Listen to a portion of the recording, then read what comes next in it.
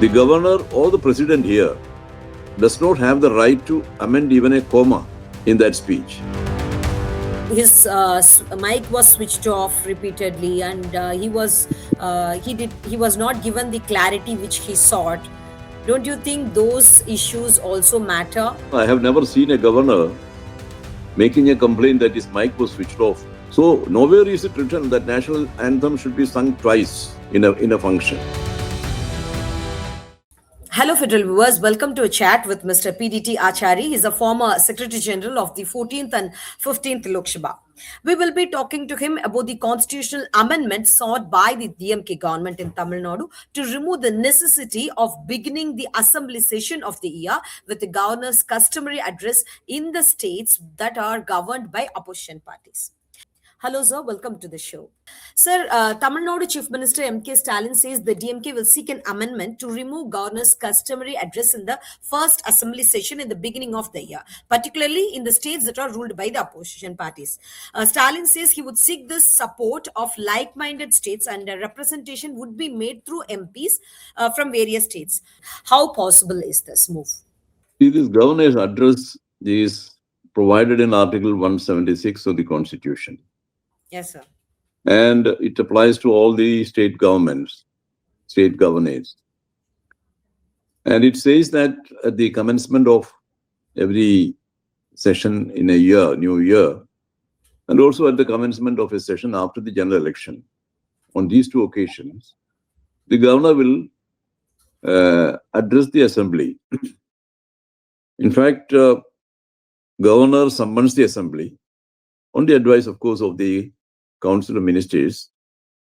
And after summoning the assembly, the governor informs the members about the causes of summons.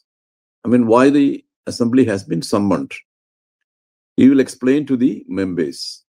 He will inform the members. The word inform is used in this article. How will you inform the members except by reading the speech? So he has to read the speech to inform the members about why the assembly has been summoned.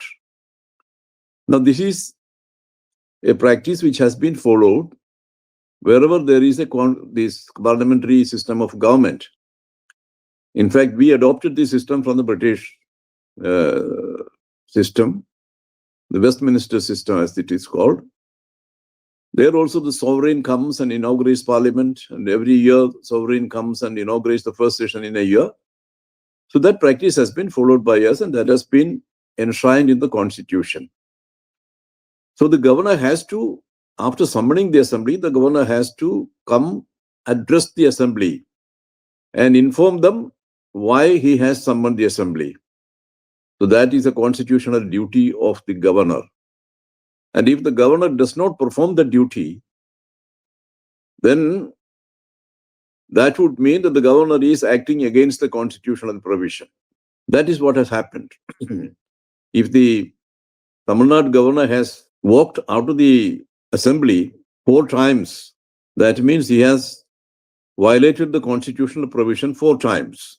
DMK government wants to bring in an amendment, so that the opposition-ruled states, in many states, not just Tamil Nadu, even Kerala also, the same thing happened yesterday. Chief Minister Pinarayi Vijayan had to include what the government prepared, the government speech in the assembly notes. He said the governor did not want to read the entire speech. So again, the same thing echoed in Kerala assembly also. So how good is this move, the issue taken up by the DMK government to seek an amendment to remove the governor's address, the customary address, the first address in the assembly? That this is something which is happening in the non-BJP states for the past few years.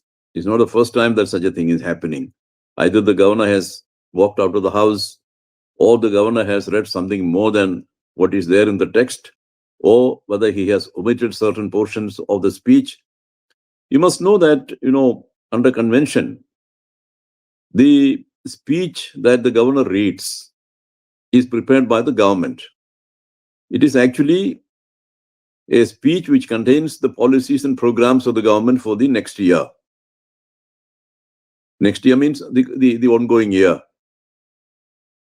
And whatever the government prepares, or whatever the speech the government drafts, prepares, and gives it to the governor, that speech will have to be read as it is by the governor.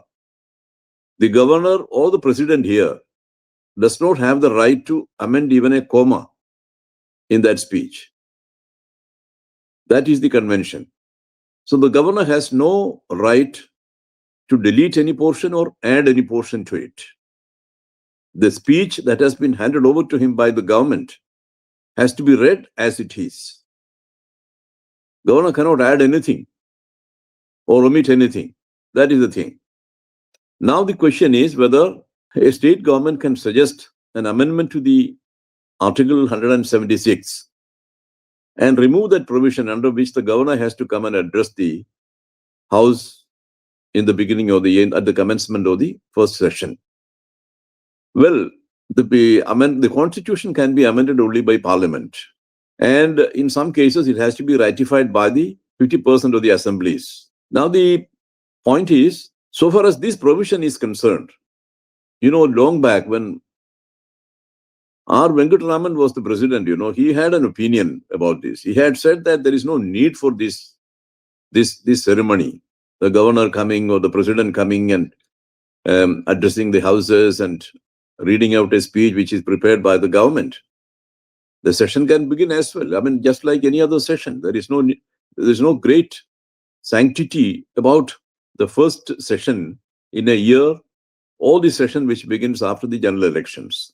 That was his opinion. But of course, the government did not accept it. The point is, earlier when the Constitution came into force, in the beginning, the provision was for the governor or the president to come and inaugurate every session in the year. There are 3 sessions in a year. Then every session would begin with an address by the governor or the president. That was the case. But later on, the government felt that it was not necessary. It was an unnecessary exercise. So they dispensed with it and they limited it to the first session in a year, and also after the general election, the first session after the general election. That's how it is. But the point is that this can be amended.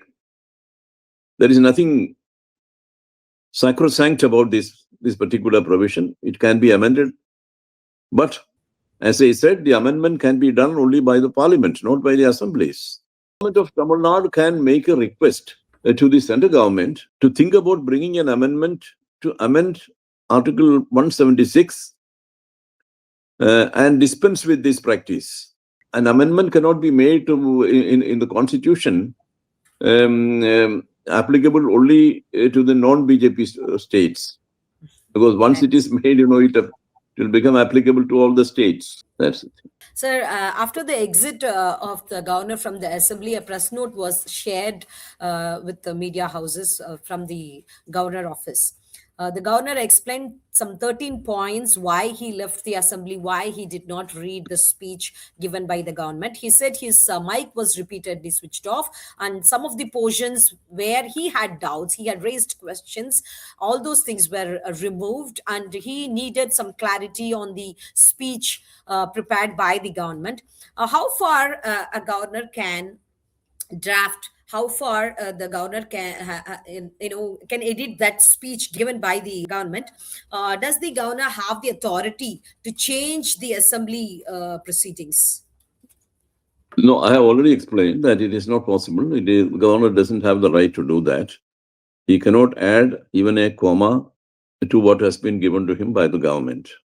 It is a speech prepared by the government, and it is about the programs and policies of the government in the ensuing year, and the governor has to read that as it is. But when he raises issues like his mic was switched off repeatedly, and he was not given the clarity which he sought, don't you think those issues also matter? See, these are things which have no constitutional significance. His mic was switched off or not, I do not know. Mic is a device which can go off and come on and all that, that I don't know. I can't say anything about that. But the mic was switched off or something. Then he should have asked. He should have then itself, he should have asked the people why the mic is not on, or something like that. That is not a matter to be made an important point in a press note. No governor. I have never seen a governor making a complaint that his mic was switched off. Sir, Governor R.N. Ravi raised another issue. He said the national anthem was insulted in the assembly.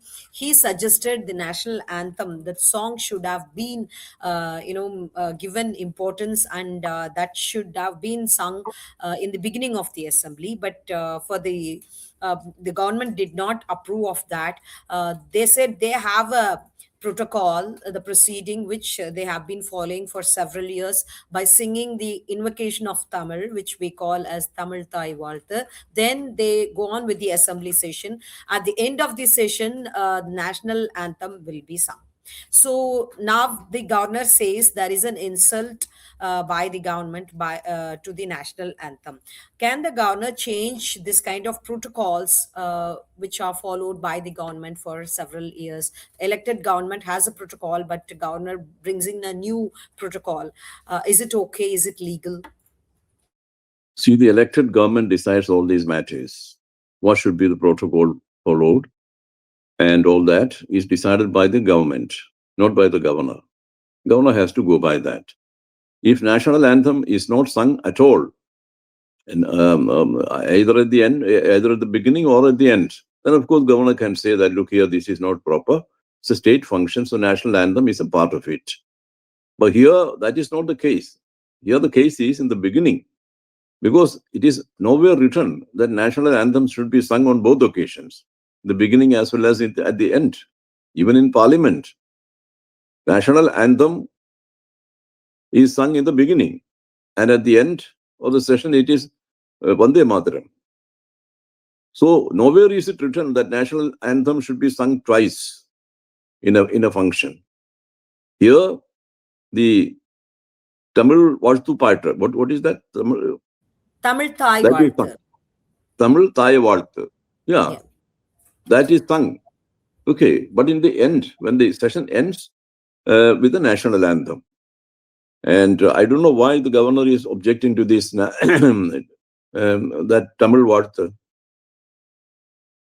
And then protocol is decided by the government of the day, elected government.